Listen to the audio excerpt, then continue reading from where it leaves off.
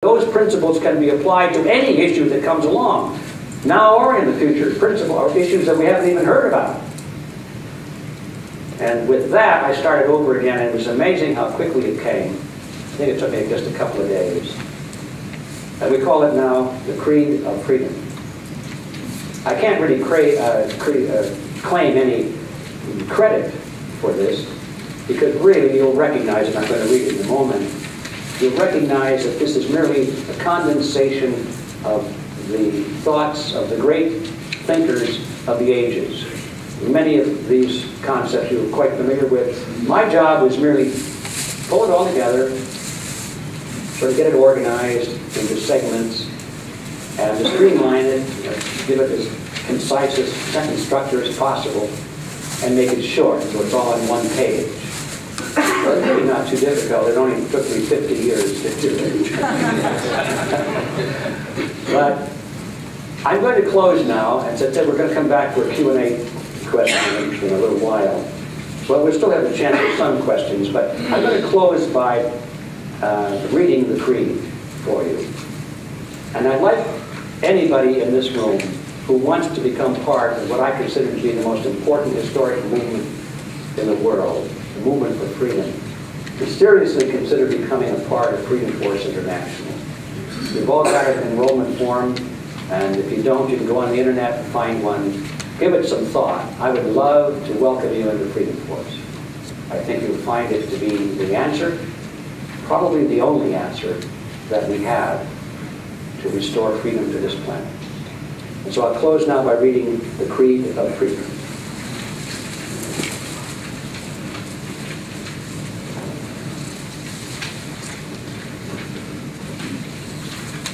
I believe that only individuals have rights, not the collective group. That these rights are intrinsic to each individual, not granted by the state. For if the state has the power to grant them, it also has the power to deny them. And that is incompatible with personal liberty. I believe that a just state derives its power solely from the citizens. Therefore, the state must never presume to do anything beyond what individual citizens also have the right to do. Otherwise, the state is a power unto itself. It becomes the master instead of the servant of society. I believe that one of the greatest threats to freedom is to allow any group, no matter its numeric superiority, to deny the rights of the minority. And that one of the primary functions of a just state is to protect each individual from the greed and passion of the majority. I believe that desirable social and economic objectives are better achieved by voluntary action than by coercion of law. I believe that social tranquility and brotherhood are better achieved by tolerance, persuasion, and the power of good example than by coercion of law. I believe that those in need are better served by charity, which is the giving of one's own money, than by welfare, which is the giving of other people's money through coercion of law. I believe that all citizens should be equal under law, regardless of their national origin, race, religion, gender, education, economic status, lifestyle, or political opinion. Likewise, no class should be given preferential treatment, regardless of the merit or popularity of its cause. To favor one class over another is not equality under law. I believe that the proper role of the state is negative, not positive. Defensive, not aggressive. It is to protect, not to provide. For if the state is granted the power to provide for some, it must also be able to take from others.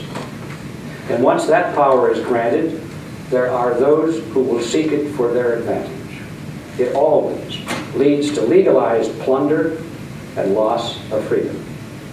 If the state is powerful enough to give us everything we want, it is also powerful enough to take from us everything we have. Therefore, the proper function of the state is to protect the lives, liberty, and property of its citizens, nothing more. That state is best, which governs least. So that is the creed, ladies and gentlemen, and I hope you can sign on to it and become a part of it. Now that is the official end of the seminar, so we have to give away a house in about 10 minutes. And so let's go into the Q&A session, and then after the house, we'll come back for more Q&A for as long as you want. Anybody got any questions? Yes? I think at this point we all realize that something is going to have to change at some point in time, 2, 10 years. I think you gave a time frame within a decade. So let's say that we're protecting ourselves, we're diversifying, maybe getting more hedging gold, we're acquiring some euros or whatever. We're still running our businesses, we're still paying off our debt, we're still doing it in American dollars. Well, let's say that you have a regional currency in the euro or the euro takes over. What happens to your stockpile of cash when that happens? Typically what happens, it happens all the time around the world, and typically what has always happened is that suddenly there will be an announcement that nobody really anticipated that quickly. It would be that there will be an exchange, an official exchange of so many new units of currency for, so many units of old currency. It could be 3 to 1, 5 to 1, 10 to 1, or whatever it is. And then in addition to that, there will be a limit as to how many you can exchange. And you will have a time frame within which to do that, usually something pretty short, like 30 days or less. And so let's say, right now, what country was it just did this? North Korea. North Korea, thank you. North Korea just did the same thing last week. I think they're going to give 1 unit of the new money for every 3, I'm going to say, of the old. But they're going to limit it to so many units, which in American dollars is about $700 in value. Beyond that, you lose everything. So anybody who saved $700 will get an exchange for the new money. It won't make too much difference. But if you have been a saver and you've got anything over $700 in the bank, you lose it all. So that's what they did in Korea, and that's what they've done in many countries. I would expect that something like that would happen in this country. Why not? They don't want you to get to convert all of the old money into new. And for a lot of people, it'd be very difficult for them to cash in their investments that are based in terms of dollars. You just couldn't get it cashed in that fast. Even if you had a lot of relatives, you could say, okay, each of you take $700 worth and go do it on my behalf, and I'll give you 10%, what have you, and that goes on. Even so, if you have a large amount of investment, there's no way that you can protect yourself from that. $4 million in an IRA or investments. Bye-bye. Bye-bye. Yeah, that's what I would expect. Yes, sir. Well, basically, you told us that people like us, sitting in this room, we need to run for office.